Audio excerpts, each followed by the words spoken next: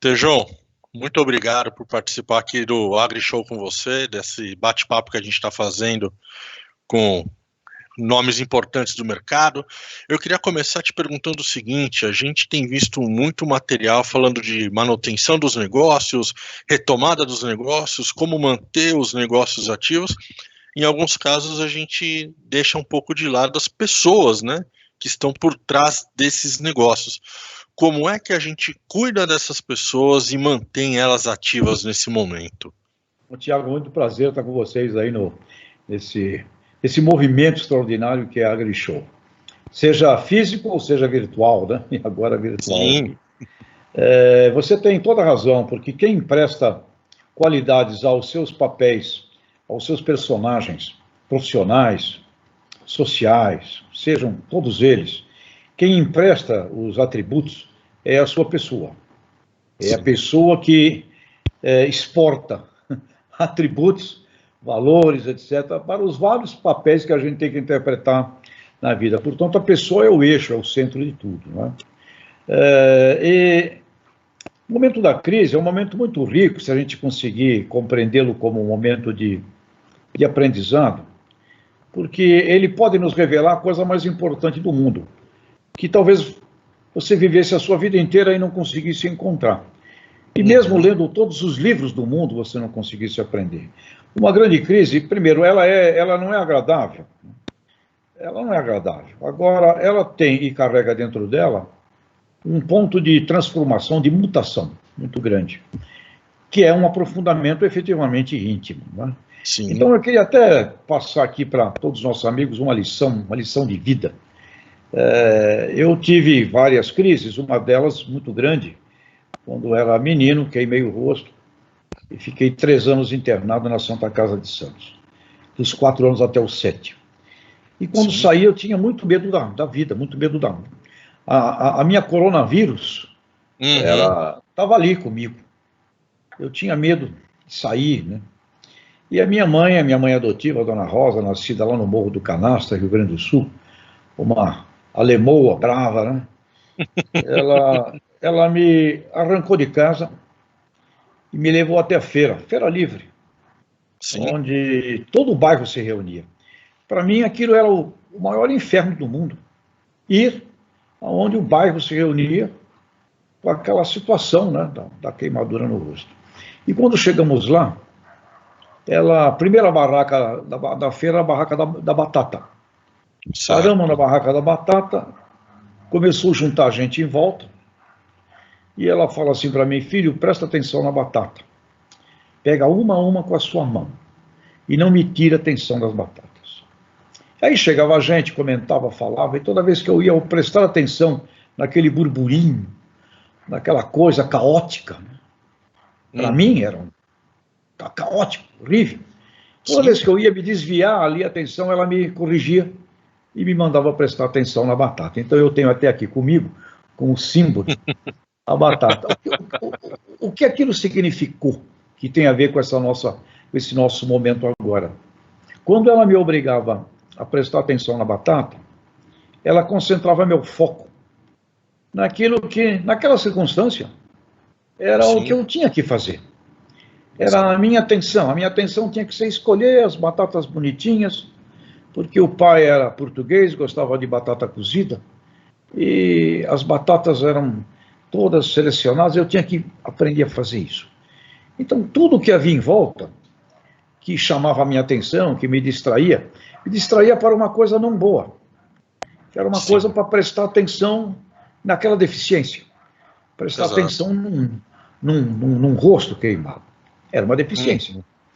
Portanto, isso ficou no meu inconsciente e me levou ao longo da vida na superação de um monte de coisas. O que seria isso hoje para os nossos amigos, amigas que nos veem aqui?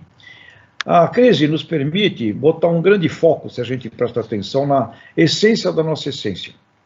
Significa, no negócio, a gente está fazendo nossos negócios, mas também tem muita coisa que a gente vai fazendo que não é o importante para o negócio. Que vai no automático. E que vai no automático, que vira uma onda e tira foco.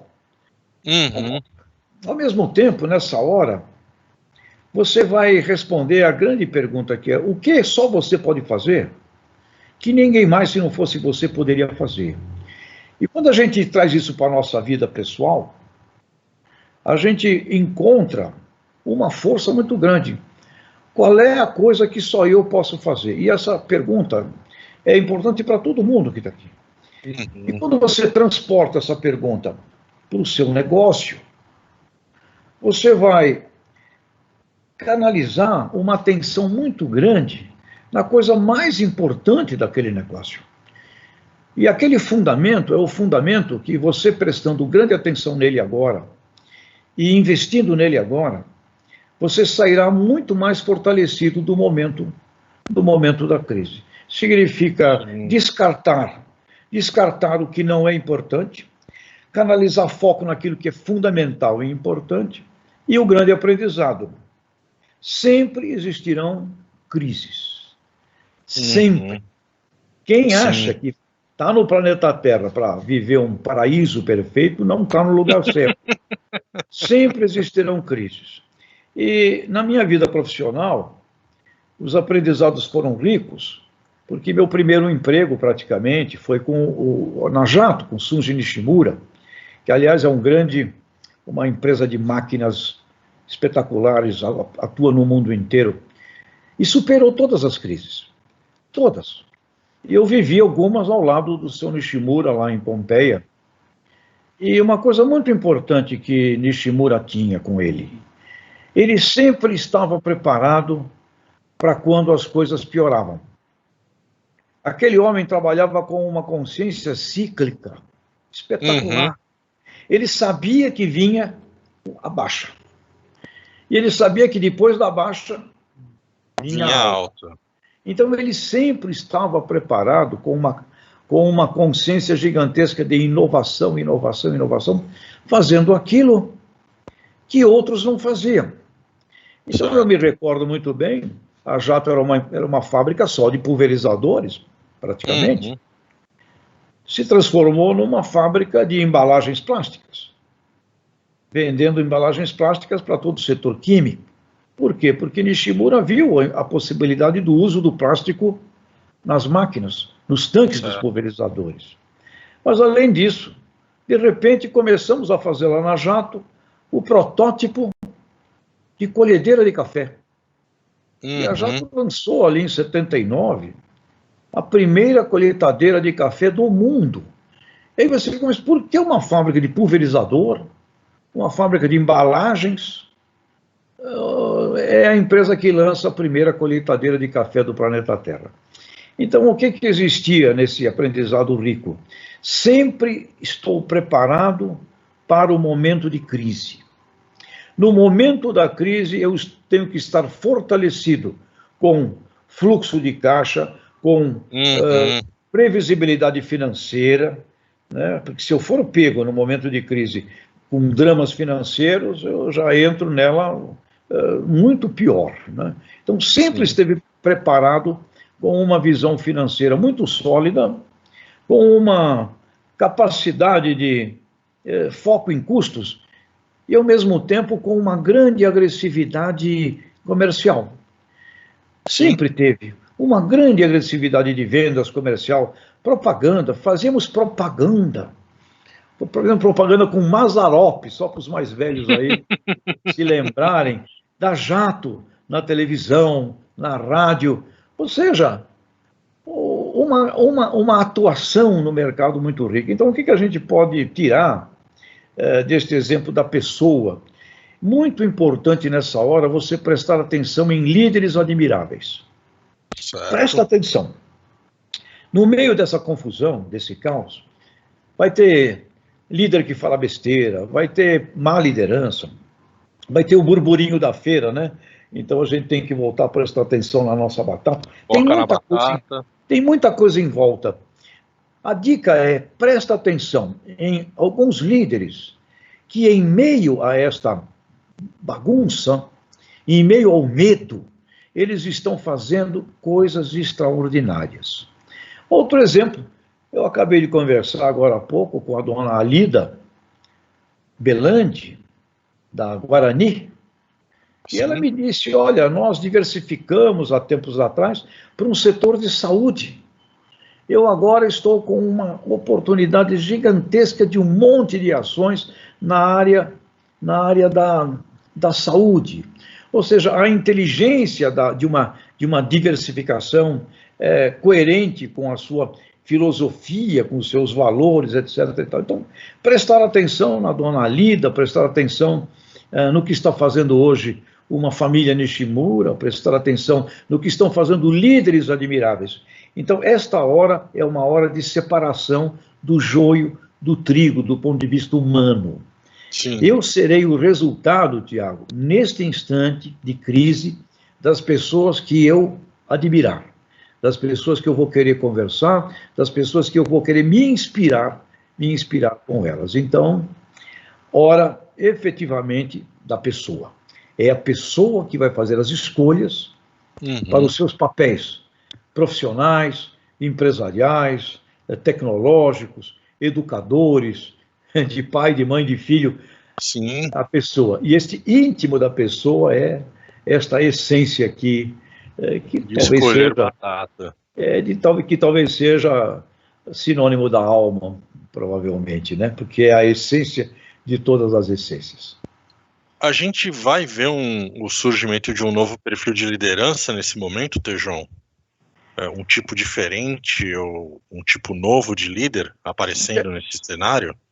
Não sei se exatamente novo, mas nós vamos ver uma luta de forças, né, que a gente pode também se servir do próprio universo. O universo tem lutas gigantescas de forças entrópicas, que é destruição, galáxias colidem com galáxias aí a todo instante no universo, explodem. Isso não é. Os astrônomos sabem isso toda hora. Então, existe uma entropia, e existe, em paralelo a essa entropia, uma sintropia. Forças criadoras. Forças criadoras, forças destruidoras. É do universo. O coronavírus, é uma força destruidora. Ele é movido por uma vontade gigantesca de vida, é um gene altamente egoísta, destruidor, e ele quer se multiplicar. Em contrapartida a essa força destruidora do vírus, surgem, então, as forças criadoras. Vai estudar, vai ver como é que você interfere nessa difusão desse vírus, como é que você inibe, etc. A força criadora com relação àquilo. E com relação ao ser humano, Diego, eu hoje não tenho dúvida. Nós temos as mesmas coisas. Nós temos uma capacidade humana destruidora, que ao ser ambientado num ambiente destruidor como este aqui de coronavírus, ele age instintivamente no agravamento do caos. Faz por mal, faz por bem. É humano. É um dom.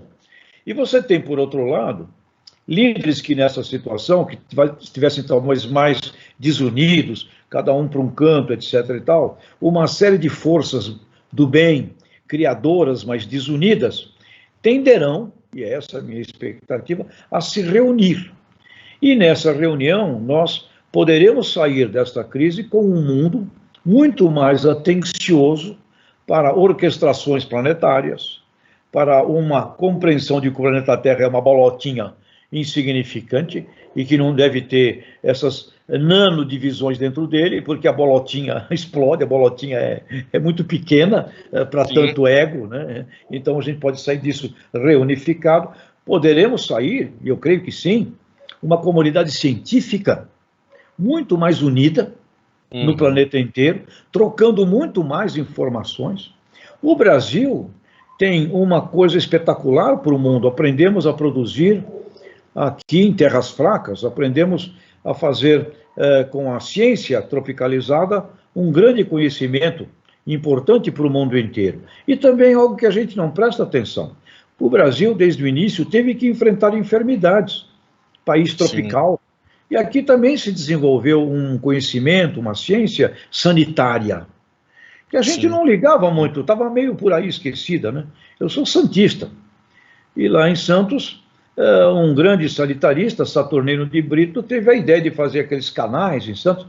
Ou seja, está por aí este assunto também de uma inteligência sanitária. Temos esta inteligência sanitária. O Brasil, na condição que ele ocupa no cinturão tropical do planeta, uma fonte de saberes muito rica. Temos na Embrapa o Senargem, que é o quinto maior banco genético do planeta Terra. Então, se as forças criadoras se reunirem para a luta da criação, aspecto sanitário, aspecto do agronegócio, os aspectos das condições brasileiras, o quanto nós podemos exportar para todos os países do cinturão tropical este saber.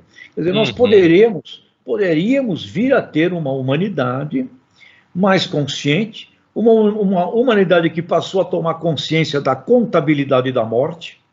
Sim. Quando morte por fome, eu peguei um dado aí outro dia, 8 mil crianças todo dia morrendo de fome no planeta Terra. Então também esta sensibilidade deverá crescer. Um mundo muito mais cooperativo, um mundo muito mais da cooperação. Estas seriam as escolhas às quais nós desejaríamos. Agora, não vem automaticamente. Não vem assim porque sofreu, porque se sofrimento resolvesse o problema da Terra, isso aqui seria um paraíso. Porque lê a Bíblia, né, quem gosta da Bíblia. A Bíblia é um livro de complicado, de sofrimento. Então, se sofrimento resolvesse o problema da Terra, seria já um paraíso, mas não é. Então, isso não nasce automaticamente. É muito importante que as lideranças lúcidas, as lideranças que têm valores de cooperação, as lideranças humanas, as lideranças que compreendem este conflito, não é? Se reúnam para uma série de ações. Imagine a educação das crianças agora. Né? Você deve ter filho pequeno, eu tenho netos. Este momento é muito rico para você educar as crianças. Falar, crianças, com a sabedoria do velho Nishimura, crianças, o que vocês estão vendo aqui é a vida da Terra. A vida da Terra tem os grandes e doces momentos de irmos à Disneylândia, de termos festinhas deliciosas, momentos muito queridos, muito gostosos. A vida na Terra tem também este tipo de enfrentamentos. Tem asilos, tem morte. Preparar as crianças para serem mais resilientes para um mundo. Imagina essas crianças, eles serão os líderes do planeta Terra em 2050. Eles podem aprender uma visão evolutiva da humanidade, ou eles podem ficar, imagine que terrível, ficarem com medo, ficarem acovardados, ficarem inclusive com a pior das coisas, procurando o inimigo.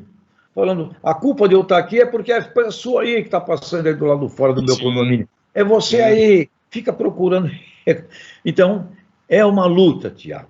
Agora, no agronegócio brasileiro, chegando aqui ao nosso AgriShow, a gente viu ao longo da história, eu acompanho essa história desde 1977, lá na JAP, trabalhei na Grosseries, depois muitos anos no jornal Estado de São Paulo, acompanhando sempre essa visão do agro. O agronegócio é uma vitória de forças criadoras, mas a síntese do agronegócio brasileiro é uma síntese da vitória das forças criadoras. A AgriShow é um show espetacular, planetário. Eu tenho alunos, eu dou aula na França e todo mês, todo ano, eles vêm aqui exatamente na época da AgriShow e eu os levo lá.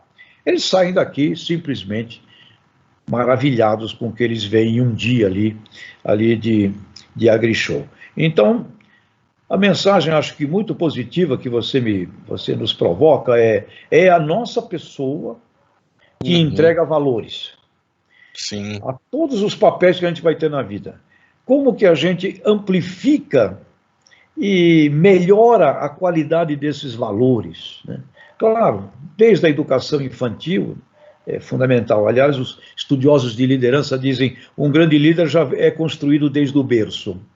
Agora, você já está com seus 30, 40 anos de idade, a observação desta crise ela é muito rica, porque ela vai separar líderes inúteis, que vão sumir, líderes que serão odiados, líderes que já estavam aí e que vão crescer, e novas lideranças que já haviam, porém elas ainda não tinham um protagonismo e uma proeminência.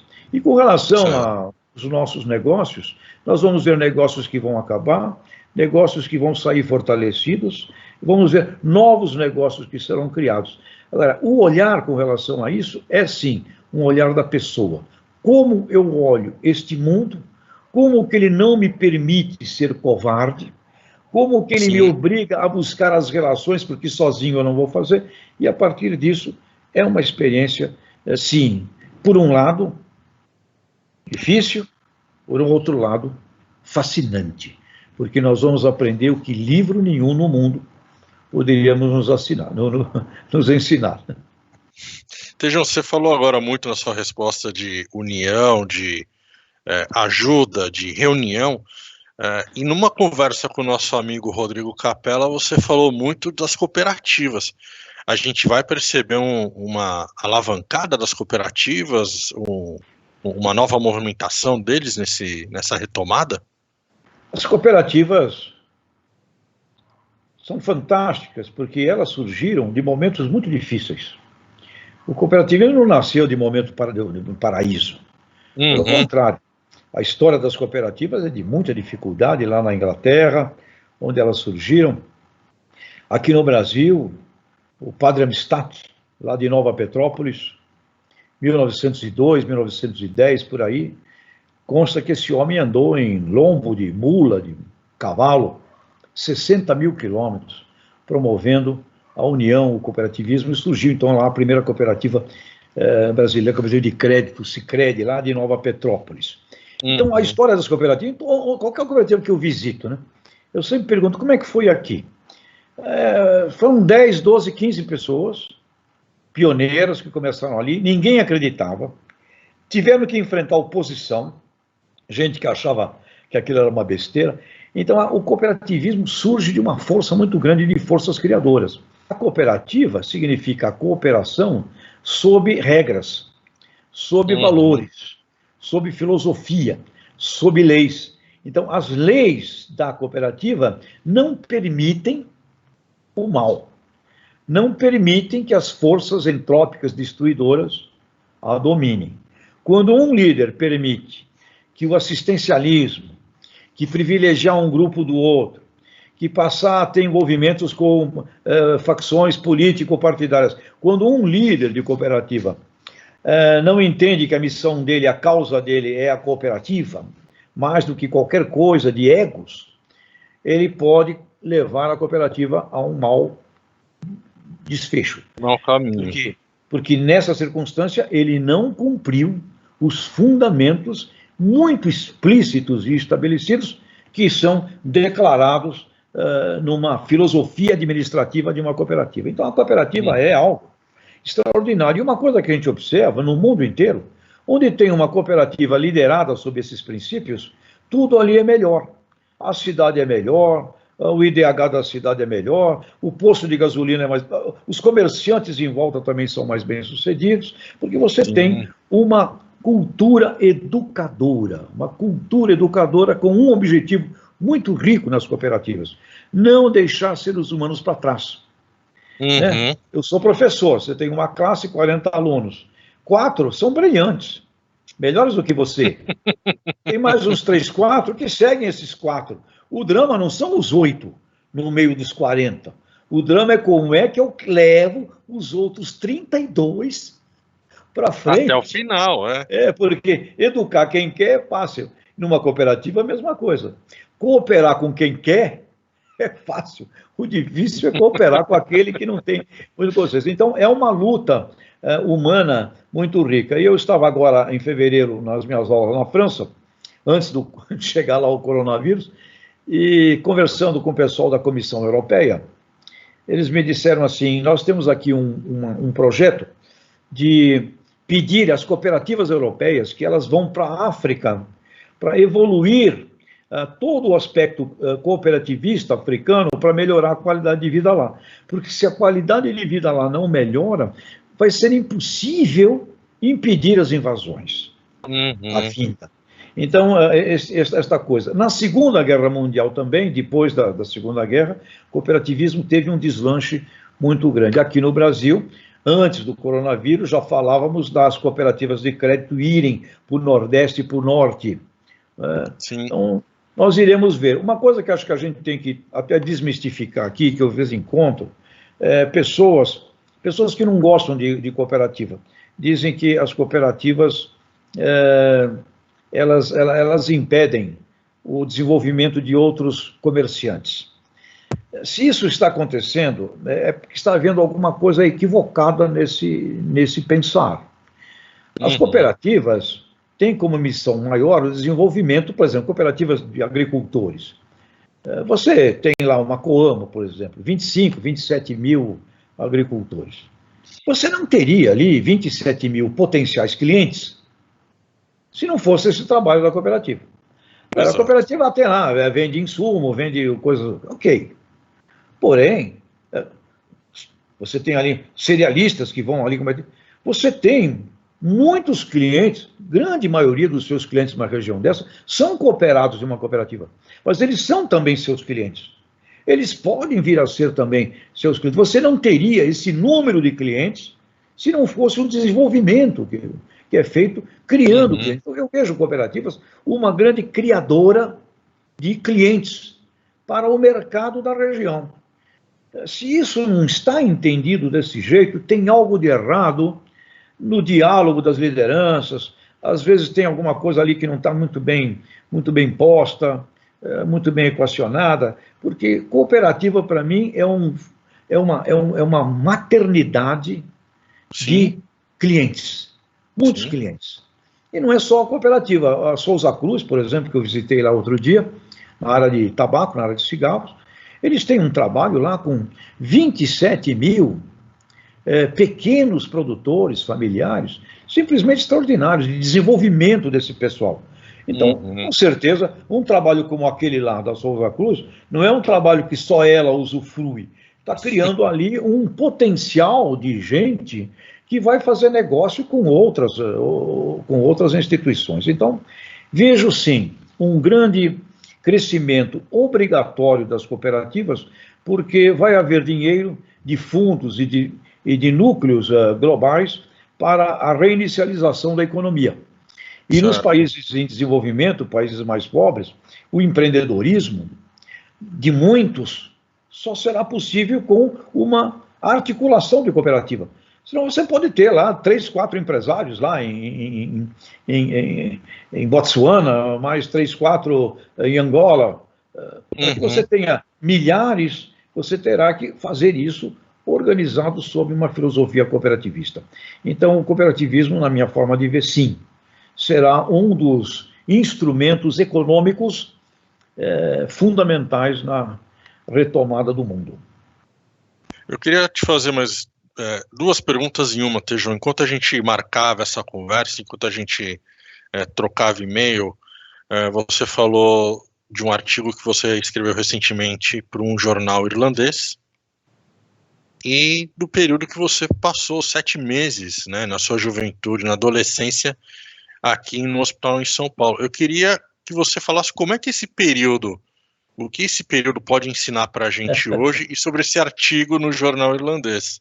É um artigo que me pediram no início aí do assunto coronavírus, e aí eu tive, assim, aquela visão criadora, né? Nós estamos falando de AgriShow, e falando o que seria uma palavra internacional para enfrentamento do coronavírus. Show.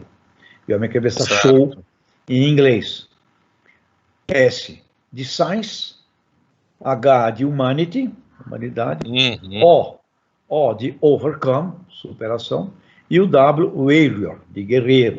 E aí o período o último período, né, que eu me lembro, fiquei 7 meses em um hospital aqui em São Paulo, na Avenida Brigadeiro Luiz Antônio, Hospital Brigadeiro. Eu tinha uns 14 anos por aí, foi a última vez, também a última, e acabou. Depois daquilo, eu não me permiti mais, nunca mais, né, entrar para fazer nenhuma porcaria de droga, de cirurgiazinha plástica de nenhuma espécie. Acabou ali. Aqueles 7 meses foram crise boa, porque chega. Agora consegui passar por ali. Isso foi bem depois aqui da Batata. A Batata. A Batata foi aos 7 anos e essa experiência aí foi aos 14. Mas nesse confinamento, que todos nós estamos, eu estou aqui nele, eu me lembrei como era a experiência do confinamento lá no hospital. Foram 7 meses confinado, né, ali. E aí eu me recordo que o que me salvou lá foi a janela. A janela, eu estava numa enfermaria com mais 5 pacientes, hospital público, né, SUS da época, e a minha janela dava para a avenida. O hospital tem um recuo e dava para a Avenida Brigadeiro Luiz Antônio. Então eu ficava ali na janela, sentado ali, olhando lá para fora. E o que eu fazia? Não basta ficar olhando para a janela. Eu tentava fazer alguma coisa de útil. Eu me lembro, uma dessas coisas era fazer uma contabilidade de carros que subiam a Brigadeiro Luiz Antônio, naquela época dava a mão para os dois lados, carros que desciam. Ônibus que passavam de um lado, ônibus que passavam para cá. Marcas de automóveis, né? Que mais passava? Dava fusquinha, né? Dava fusca na cabeça direto, naquela covardia, naquela época. E aí eu pegava papel de revista, papel velho, de jornais que me davam ali, e eu tinha uma caixa de papelão e eu começava a fazer aviõezinhos de papel. Helicópterozinho, gaivotinha, eu fazia assim, centenas. E qual era a minha grande satisfação? Arremessar, ao mesmo tempo, dezenas de aviõezinhos pela janela e ficar observando. E aí, eu observava assim, tinha aviãozinho que caía logo no rol, aviãozinho que ia mais até a metade, e alguns aviãozinhos chegavam lá na avenida. E aí eu comecei a ver, mas aviãozinho que cai logo é um problema, porque os enfermeiros, aquela sujeirada de papel lá embaixo, iam querer ver quem é que estava fazendo isso e iam me proibir de continuar ali brincando. Então eu comecei um processo de aprimoramento desses aviõezinhos de papel, para que a grande maioria chegasse até a avenida. E o grande show desse momento era dia da visita, né? A visita era não era como hoje que você entra no hospital quando quer, a grande visita era um domingo. Domingo era o dia da grande visita. Aí às 2 da tarde abria a visita. E as pessoas que vinham visitar desciam lá nos ônibus, na avenida, e vinham para o hospital. Meu grande prazer era lançar os aviãozinhos nessa época e ver os visitantes olhando para cima de onde vinha aquilo. Depois eu comecei a escrever mensagens. Ou seja, a janela. O foco da janela e o que fazer naquela janela deixou minha mente sã. Se não fosse aquela janela, provavelmente eu não sei o que teria acontecido. Agora, hoje em dia, a janela é essa aqui que nós estamos tendo.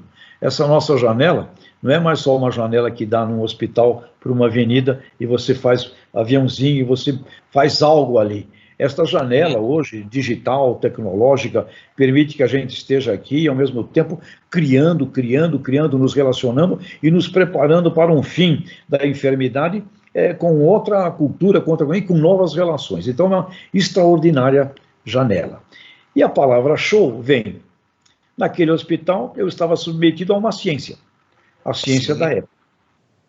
Ok, não era a ciência de hoje, mas era a ciência da época. E eu rezava muito para que a ciência da época fosse ali o melhor aplicado em mim, na circunstância que eu tinha. Então, é o S de ciência. A ciência hoje é gigantescamente maior. No nosso mundo, na nossa vida aqui, é S de ciência. Fundamento vital para qualquer um de nós. A busca científica, o elo com a ciência. Acabei de conversar com uma menina que trabalha numa grande corporação multinacional, na área de marketing. Falei, você conversa com os cientistas da tua empresa? Não. Conversa com os cientistas da tua empresa. Entra em contato lá na matriz. Procura saber, você vai encontrar uns 10, vai ter uns 3 que vão ficar amigos teus. Conversa com os grandes cientistas, né? Fundamento, ciência. Segundo, humanidade.